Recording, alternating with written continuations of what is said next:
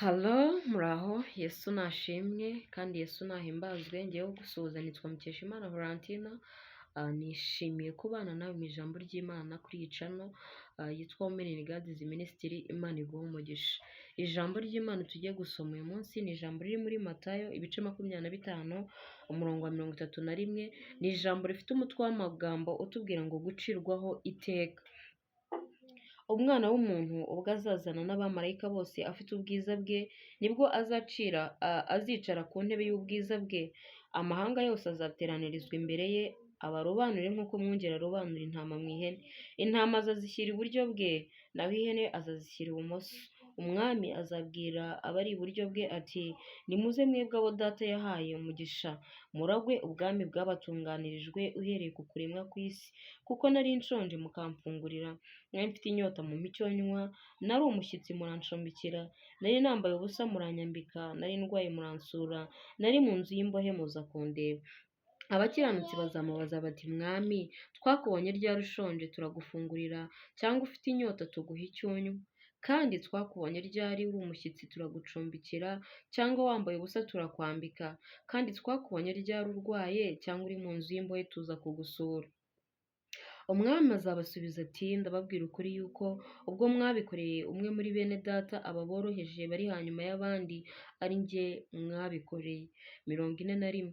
Azabwira n'abari ibumoso be ati, nimuve aho ndi mwa bivume mwe, mujye mu muriro w'iteka watunganirijwe umwanzi n'abamarayika be. Kuko nari nshonje ntimumfungurire, nari mfite inyota ntimwampa icyo nywa, nari umushyitsi ntimwancumbikira, nari nambaye ubusa ntimwanyambika, nari umurwayi no mu nzu y'imbohe ntimwansura. Nabo bazamusubiza bati, mwami, twakubonye ryari ushonje, cyangwa ufite inyota, cyangwa uri umushyitsi, cyangwa wambaye ubusa, cyangwa urwaye, cyangwa uri mu nzu y'imbohe ntitwagukorera? Azabasubiza ati, ndababwira ukuri yuko ubwo mutabikoreye umwe muri bene data aba boroheje bari hanyuma y'abandi, nanjye mutabinkoreye. Abo bazajya mu ihaniro ry'iteka, naho abakiranutsi bazajya mu bugingo buhoraho. Amen. Abakunzi ba Women in God's Ministry, iri ni ryo jambo Imana yashatse kuduha uyu munsi. Ni ijambo riri kutubwira ngo gucirwaho iteka. Urabyumviye rero abantu bazacirwaho iteka uko bizaba bimeze. Niyo mpamvu nkusaba ngo ngewe nawe twitwararike kandi twitonde, kuko mu bantu duhora mu buzima bwacu bwa buri munsi harimo n'abantu twirengagiza, kandi mu by'ukuri abo bantu Imana iba ibarimo. Nubwo ubona bari mu buzima bwo hanyuma y'abandi bworoheje, ujye wirinda kumucaho uko ubonye, kandi ujye wirinda kumukomeretsa, kuko uwo muntu Imana imurimo. Ijambo ry'Imana riratubwiye ngo rero abakiranutsi ngo bazabaza umwami ngo twabigukoreye ryari biriya byose? Umwami ababwire ngo igihe mwabikoreraga ba bandi. Rero iki gitondo Imana iradushishikariza gukorera neza ba bandi bari hanyuma y'abandi, kuko bo iyo ubakoreye akenshi ntago uba witeguye ko hari ingororano uzahabwa nabo, nta nubwo uba ushaka ikimenyane kugira ngo bakumenye, ahubwo ubikora ugambiriye gufasha uwo muntu, kuko ubona ubuzima bwe buri hanyuma y'abandi. Imana ibaho umugisha rero kubwo kumvira ijambo, kandi nizeye ko hari icyo umwuka babwiye. Wowe utsinzwe n'iri jambo hamwe nanjye, reka dusabe Imana imbabazi ku gihe cyose twirengagije Imana itunyuze imbere, cyangwa se tubana nayo buri munsi, yaba mu mirimo yacu ya buri munsi dukora. Imana tubana nayo, yaba aho dutuye, Imana tubonana duhura nayo. Rero twitwara gute buri gihe imbere yo turi abo bantu, iyo turi imbere y'abo bantu boroheje?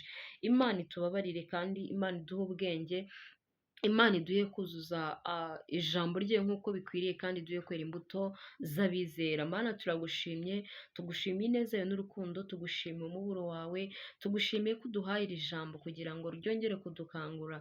Tugusabye imbabazi aho twakwirengagije Yesu. Urwaye ntitwagusura, ushonje ntitwagufungurira, wambaye ubusa ntitwakwambika, uri mu nzu y'imbohe ntitwagusura. Utubabarire n'ibindi byinshi mwami tutagukoreye, igihe tutabikoreye bari aboroheje dusuzugura, tubonye yuko ijambo ritubwiye ko ari wowe tuba tutabikoreye. Nutubabarire Mana, bagiye bakomeretse ku bwacu, tugusabye imbabazi, kandi nabo ubahe umutima wo kutubabarira no kutubohora. Dukoreho tugikomeje urugendo rujya i Siyoni, uduhe Uwiteka Nyiringabo Imana amaso y'umwuka, kugira ngo tubashe kumenya no gusobanukirwa Mana umugambi wawe kuri twe, dukore nk'uko bikwiye, uduhe kwera imbuto. Ijambo ryarambwiye ngo utagufite ntabwo yakera imbuto ngo ariko kuko uri umuzabibu ngo natwe tukaba amashami, ngo nituguma kuri we tuzera imbuto nyinshi ndetse imbuto nyinshi kurushaho. Rero uduhe kuguma muri we muri uyu munsi ndetse no mu minsi dusigaje, aho umugisha umuntu wese wari uri kureba ibi jambo, Uwiteka ntabe ari twe, ahubwo uzaduhe kubarirwa mu bakiranutsi duhabwe ubugingo bw'iteka. Urakoze tubisabye twizeye mu izina rya Yesu, amen. Muraho bakunzi banjye, Imana ibahe umugisha. Niba ari ubwa mbere ubonye ijambo ryanjye, umpe subscribe, murakoze kandi usharinge ku nshuti zawe iki kiganiro.